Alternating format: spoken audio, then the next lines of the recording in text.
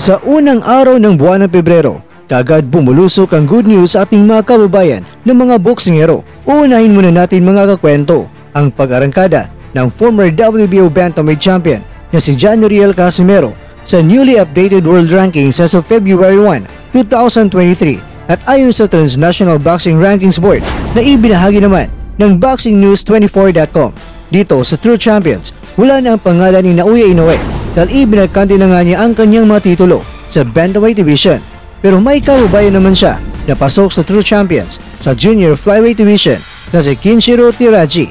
Pero itong si Inoue mga kakwento ay number 1 sa pound for pound rankings at pangalawa lang niya ang Unified Heavyweight Champion na si Oleksandr Usyk.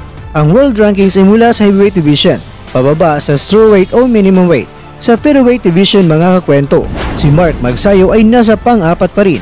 At sa Junior Featherweight o Super Bantamweight Division ay nangunguna dyan ang Amerikanong kampiyon na si Stephen Fulton at kasunod din ang kampiyon na taga-Uzbekistan na si Murjan Akhmadaliev. Na panatili naman ang ating kaubayan na si Marlon Tapales ang rank number 6 mula sa nakarang linggo. Umarangkada ang ranking ni Casimero mula sa rank 9 ay naging rank 8 na ito at sa Bantamweight Division naman ay pangatlo si Nonito Donaire at ang pangapat naman ay si Vincent Astrolabio. Sa Junior Bantamweight pasok sa rank 10 itong si Donnie Nietes. Dalawang kababayan naman natin ang pasok sa Strawweight o Minimum Weight Division. Rank 7 itong si Rene Marcuarto, habang ang World Champion naman na si Melvin Jerusalem ay rank number 3. Sa pangalawang breaking news at good news naman tayo mga kakwento, Jonas Juan Pan Sultan sa susunod na buwan na kagad ang kanyang laban at gaganapin ito sa Toyota Arena sa Ontario, California ngayong March 4 Sabado sa Amerika at March 5 Linggo naman sa Pilipinas. Ang maganda pa dito, sa petsang ito ay lalaban din ang former WBC Featherweight World Champion na si Mark Magnifico Magsayo kontra yan sa Amerikanong si Brandon Lee The Heartbreaker Figueroa. Ang laban ni Sultan ay isang malaking pagkakataon para may pahiganti niya ang ating kaubayan na former world champion na si Milan Milindo dahil ang makakalaban ni Sultan ay ang tumalo kay Milindo at walang iba kundi si Javier Mendoza na may kartada ngayon na 25 wins, 4 losses, 20 knockouts at 1 draw. Habang si Sultan naman mga kwento ay may kartada ito na 18 wins, 6 losses at 11 knockouts. Magkapareho lang ang kanilang edad dahil pareho silang 31 taong gulang. Sa fighting stance, itong si Sultan ay orthodox habang itong si Mendoza naman ay southpaw o kaliwete. Magkapareho lang ang tangkad nila dahil pareho silang 5'4". Pero mas advantage itong si Mendoza dahil itong si Sultan ay merong 161 cm habang itong si Mendoza naman ay 174 cm. At kung knockout percentage naman ang ating pagbabatayan, mas lamang itong si Mendoza kay Sultan.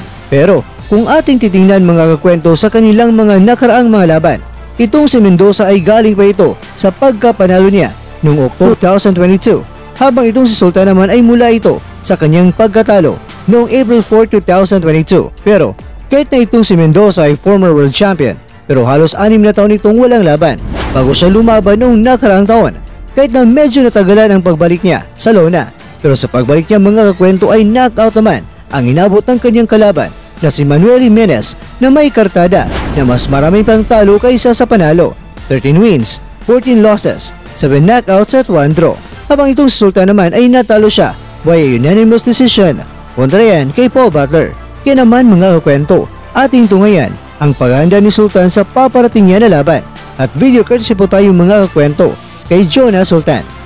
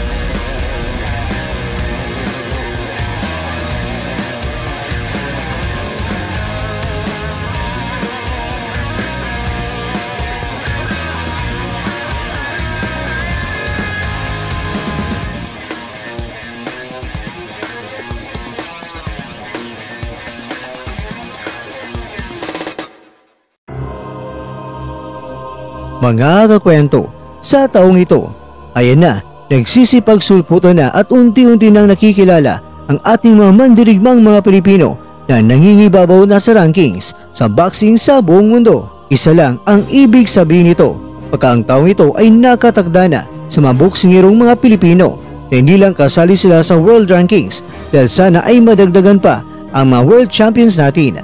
Kaya laban lang Pilipinas, ang husay, galing at lakas ay sabay-sabay na ipamalas.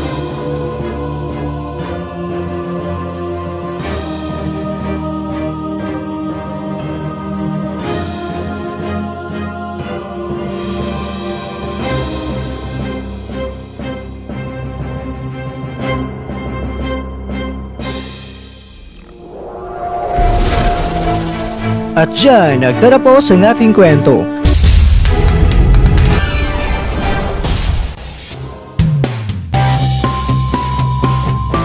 Maraming salamat mga kakwento sa inyong panonood. Pero baka naman mga kwento ay nagustuhan niyo po ang ating kwento ngayon. Baka pwede niyo po akong mabigyan dyan ng like. At kung hindi mo pa nagawa ito yaba, gawin mo na. Please subscribe to Kwentong Di Pa Na Kwento. Alright. Like, share, and subscribe.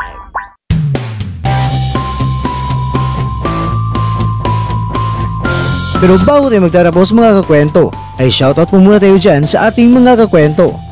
Kay kakwentong Liam Vinci, kay kakwentong Bobby Ong Shoko, kay kakwentong Shelton Bunono Sr. At ikaw kakwentong nanonood ngayon, shoutout sa iyo dyan. Bueno, hanggang dito lang po muna ang ating kwentuhan. At abangan nyo lang po ang ating susunod na video. At dito lang po yan sa isang channel na kung saan maaaring ito'y mga kwentong di pa na kwento sa inyo.